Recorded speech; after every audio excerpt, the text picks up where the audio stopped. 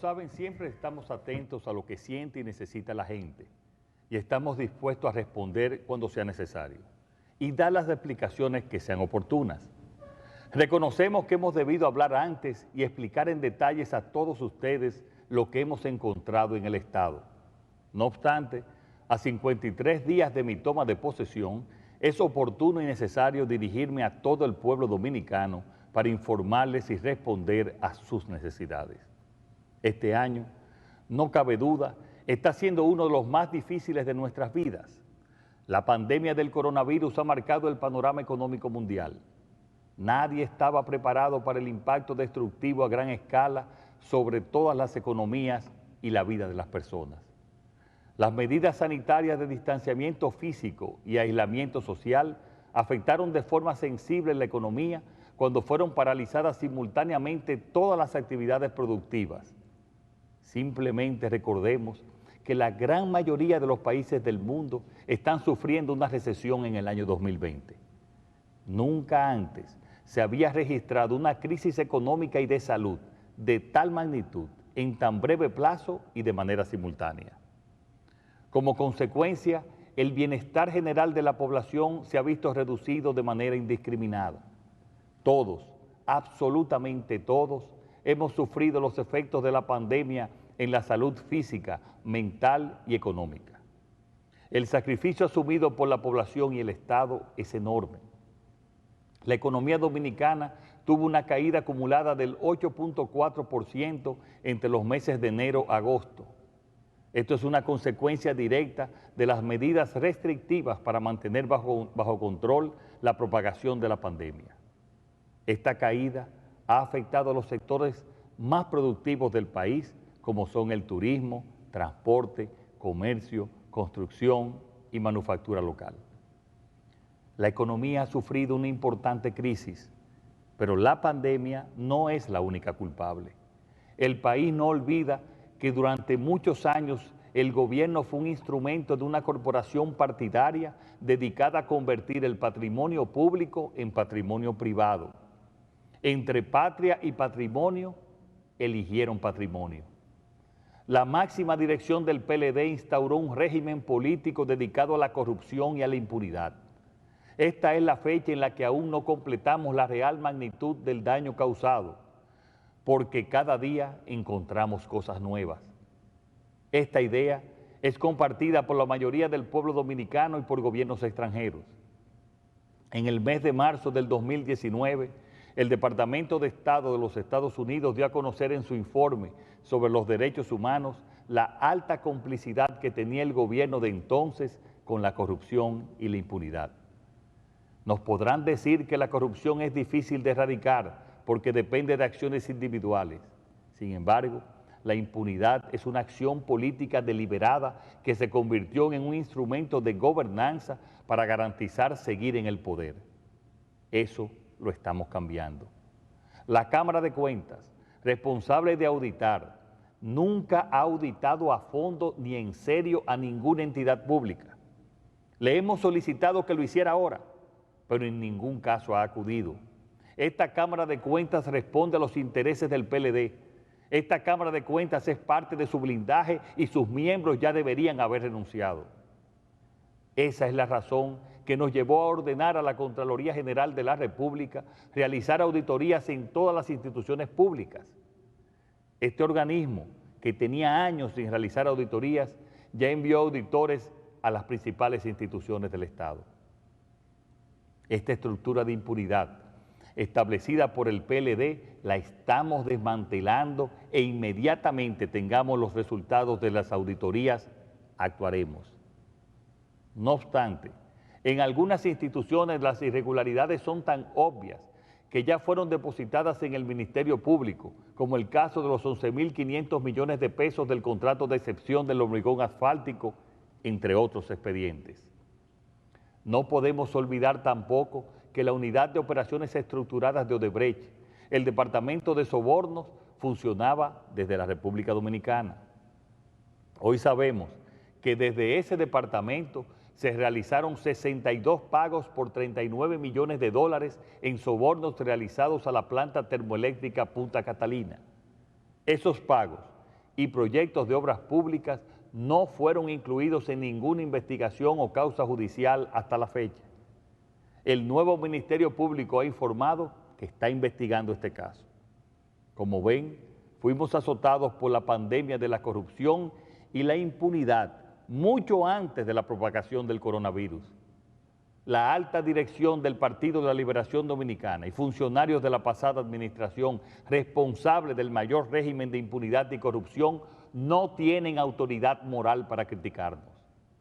El pueblo, ni tampoco nosotros hemos olvidado. No hemos olvidado que los ilícitos de los gobiernos del PLD cubren casi la lista completa de todos los tipos penales.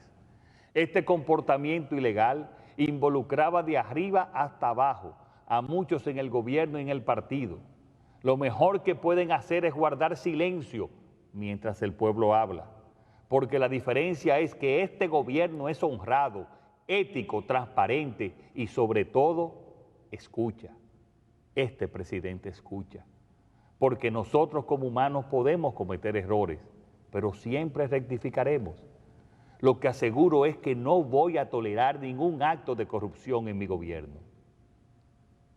Por escuchar a la ciudadanía y por interés de la nación, fue que nombramos un Ministerio Público independiente que tiene total libertad para investigar y someter a la justicia cualquier expediente que involucre casos de corrupción perpetrados contra el patrimonio público. Se hará justicia, pero reconociendo que la justicia penal tiene un ritmo propio que no puede ser alterado por ninguna influencia externa. No creemos en el circo de la persecución sin fundamento que solo logra, al final, dejar en libertad a los culpables. Por escuchar a la ciudadanía, he instruido a la Consultoría Jurídica del Poder Ejecutivo una revisión exhaustiva para efectos de suspensión de todos los contratos que mantiene el gobierno dominicano con la constructora brasileña Odebrecht. No es posible mantener como contratista del Estado a la compañía responsable del mayor caso de sobornos de la historia del continente y del país. Por escuchar a la ciudadanía, estoy instruyendo también a la Consultoría Jurídica a contratar de manera inmediata abogados idóneos para que representen los intereses del Estado en las acciones tendentes a recuperar el patrimonio sustraído y exigir las indemnizaciones por los daños causados. Así haremos justicia. Por escuchar a la ciudadanía, hoy me dirijo a ustedes para informarles sobre el proyecto de ley de presupuesto para el año 2021. Y quiero hacerlo personalmente, porque ante situaciones difíciles y graves, la ciudadanía debe recibir las explicaciones directamente de sus máximos representantes públicos. Quise compartir estas palabras desde el inicio del mandato, pero en ese momento el país necesitaba más que nunca esperanza para no caer en la frustración. Pero hoy les tengo que decir que cuando llegamos al gobierno, los beneficiarios de los programas sociales no habían recibido el pago correspondiente al 7 de agosto y no había dinero en caja para el pago de nóminas. Lo que sí encontramos fue el pago irregular de 40,000 millones de pesos no presupuestados a contratistas y en compromisos electorales para sostener una red clientelar. Asumimos el gobierno con una presión en la tasa del dólar, escasez de reservas, de divisas y una deuda enorme porque la administración anterior de manera irresponsable tomó préstamos en los tiempos buenos y no en los malos cuando es necesario.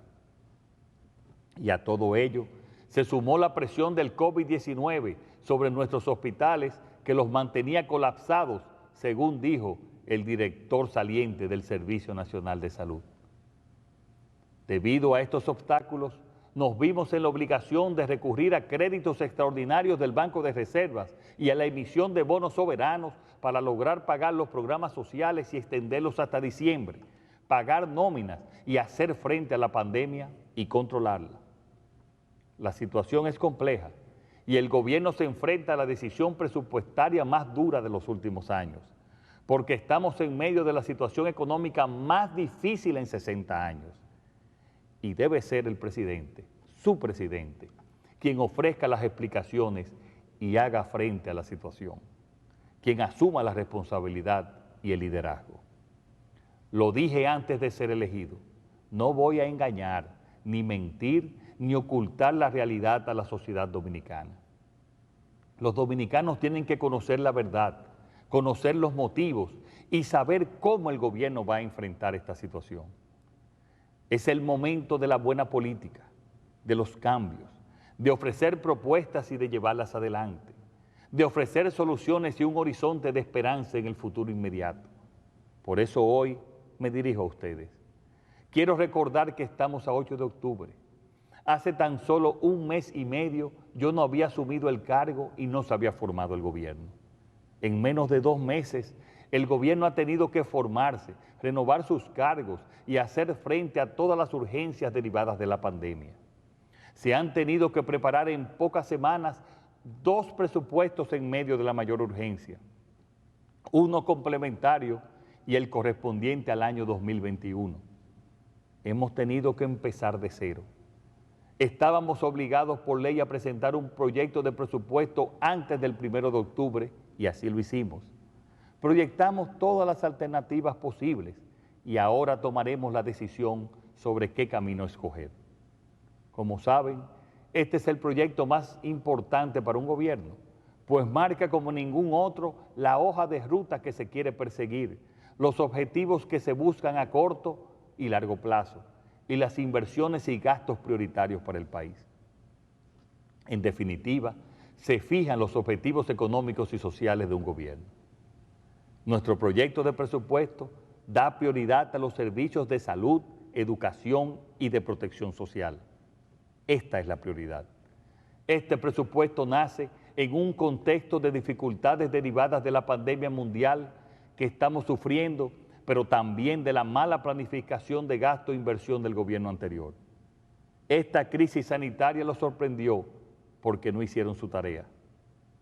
El esfuerzo que estamos haciendo es duro, pero es satisfactorio, porque mantenemos los principios de estabilidad macroeconómica, reduciendo el déficit y manteniendo la deuda en parámetros prudentes, dadas las circunstancias, a la vez que mejoramos la calidad del gasto y protegemos las partidas sociales que afectan a millones de dominicanos y dominicanas.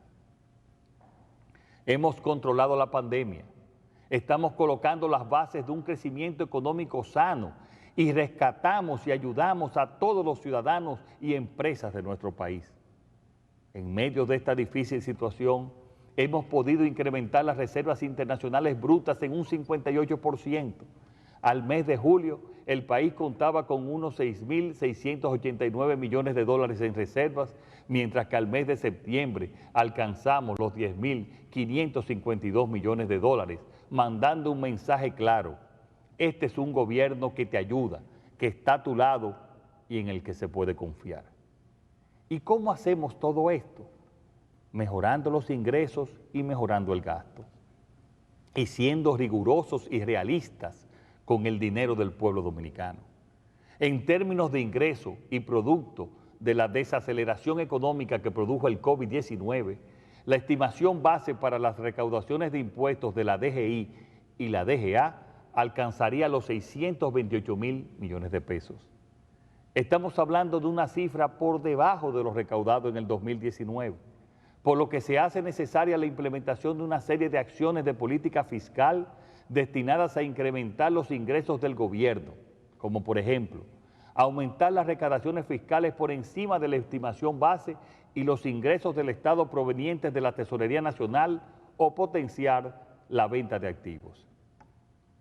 La suma de estas medidas permitirá que en el 2021 los ingresos totales estimados alcancen los 746.000 millones de pesos, un 15.2% del Producto Interno Bruto estimado para el año que entra. El esfuerzo realizado por el gobierno no se refleja únicamente en estos mayores ingresos. Por el lado de los gastos, con el fin de reorientar los mismos a los sectores más necesitados y evitar redundancias, hemos ido reduciendo los gastos de representación y suprimiendo las nominillas.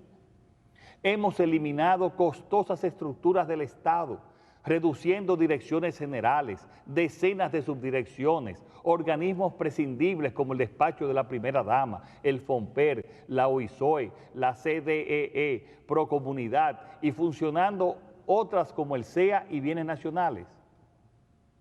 Estamos haciendo un verdadero saneamiento en el Ministerio de Relaciones Exteriores, eliminando centenares de designaciones que no cumplían funciones. El ahorro total de este esfuerzo alcanzaría aproximadamente los 16.000 millones de pesos.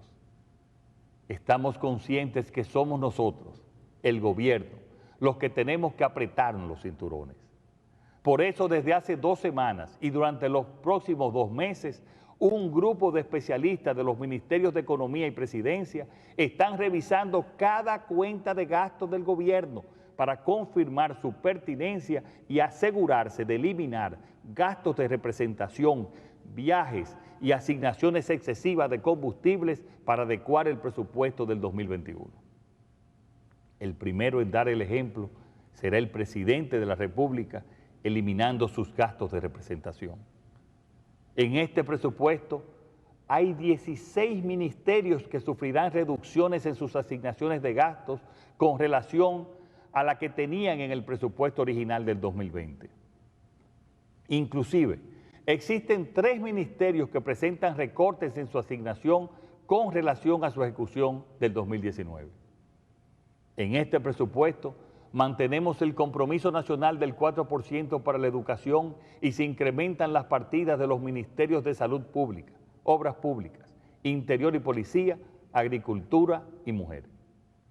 El presupuesto para el Ministerio de Salud Pública y Asistencia Social será de 107.000 millones de pesos, 12.000 millones de pesos más. El aumento de este ministerio se explica por los recursos destinados a continuar la lucha contra el COVID-19, así como los recursos para financiar la administración de la vacuna a la población y aumentar un 30% al salario de los médicos, enfermeras y bioanalistas. De igual forma, parte de su presupuesto está destinado a cubrir la inclusión de los 2 millones de nuevos asegurados al SENASA, que se producirá durante el 2020, quedando una cifra total de asegurados de más de 5,5 millones de dominicanos y dominicanas, la cifra más alta de la historia. También es una prioridad para nosotros lograr una mejoría sustancial de la infraestructura sanitaria. Por eso estamos disponiendo de un presupuesto de 6.809 millones de pesos para invertirlos en la reparación, construcción y equipamiento de 19 hospitales de todo el país, muchos con más de 7 años en construcción. En lo referido al Ministerio de Educación, se continúa otorgando el 4% del PIB al presupuesto de esta institución, que en esta ocasión asciende a 195.000 millones de pesos, destinado, entre otras, al apoyo del modelo de educación a distancia implementado en el ciclo lectivo 2020-2021 en el contexto de la pandemia del COVID-19. En cuanto a la educación superior, debemos recordar que asignamos 234.5 millones a la Universidad Autónoma de Santo Domingo y también 200 millones de pesos en bonos de ayuda estudiantil a los estudiantes de universidades privadas para garantizar que ningún ciudadano pierda la oportunidad de continuar su formación académica. Sabemos que la principal preocupación de los ciudadanos después de la pandemia es la seguridad. Por esta razón, comenzaremos la renovación de la Policía Nacional aumentando el sueldo mínimo de los agentes en un 30% para llevarlos al equivalente a $300 mensuales. Así seguiremos incrementándolo hasta llegar al equivalente de los $500 prometidos, lo cual contribuirá a la reforma de la policía que ya está en curso. Salud, educación y seguridad son los motores y principios de este presupuesto. Pero también la protección social y la inversión productiva son 2 piezas claves de estas cuentas del 2021. Estamos trabajando para un fuerte repunte de la economía dominicana durante el 2021. Hemos recuperado la confianza de los agentes económicos nacionales e internacionales. Ambos tienen deseos de invertir en el país. Estamos poniendo en marcha grandes proyectos como el de Pedernales y el puerto de Manzanillo. Próximamente anunciaremos otros en Barahona y Samaná que crearán miles de empleos y serán motor de la recuperación. Ya en este mes de octubre comenzarán a operar el 40% de los hoteles y esperamos que para diciembre alcancemos un 60% de reapertura. Todo esto gracias a las medidas de estímulo de nuestro gobierno al sector turismo. El plan de inversión a ejecutar focaliza recursos a proyectos que priorizan la infraestructura para relanzar la economía. El gasto de capital programado impulsará el proceso de recuperación a través de la ejecución de proyectos de alta rentabilidad social que a su vez generarán encadenamientos productivos, como son obras de infraestructuras viales destinadas al mejoramiento del transporte terrestre, como la carretera del Ámbar, la circunvalación de Baní y la terminación de la carretera Rancho Arriba, Ocoa, entre otras. La construcción y ampliación de planteles educativos, reparación, remodelación de hospitales y estancias infantiles, reparación y construcción de viviendas, así como programas de mantenimiento de calles y avenidas en las distintas provincias del país. El grueso del gasto en proyectos de inversión para el 2021 se concentrará en el mejoramiento de la red vial urbana e interurbana con la finalidad de facilitar el transporte de personas y de cargas, lo que resulta fundamental para catalizar la inversión privada tan necesaria en esta época de crisis y fundamental para la recuperación. En términos de programas sociales, se prevé un gasto de más de 25.000 millones de pesos, destacando que para el programa Comer es Primero se otorga un aumento en la cápita vigente al inicio del 2020, pasando de unos 825 a 1.650 pesos, honrando nuestra promesa de la tarjeta La Doble, con el objetivo de favorecer a los hogares más necesitados de nuestro país. Aumentaremos la cobertura de 800.000 beneficiarios a 1 millón con respecto al inicio de la pandemia. Y todo ello lo haremos manteniendo el rigor presupuestario, reduciendo el déficit y controlando la deuda. Ya les puedo decir que desde el 16 de agosto hasta la fecha, el déficit se ha reducido en 19.000 millones de pesos. En definitiva, este proyecto de ley reafirma el compromiso del gobierno con la eliminación gradual y continua del déficit fiscal que permitirá en un plazo prudente tener un equilibrio en las finanzas públicas y reducir el peso del servicio de la deuda sobre los ingresos tributarios para poder garantizar la asignación de recursos públicos en áreas prioritarias que permitan mejorar la calidad de vida de la población en un contexto de sostenibilidad fiscal. Como presidente de la República, quiero asegurar a la sociedad dominicana que si seguimos estos planes y abordamos y aprobamos el pacto fiscal y energético, saldremos adelante. Y también quiero asegurar al pueblo dominicano que estamos dando los pasos necesarios para superar esta coyuntura económica difícil y recuperar el crecimiento y el empleo, para asegurar el futuro. Lo haremos tratando de no sacrificar a la población.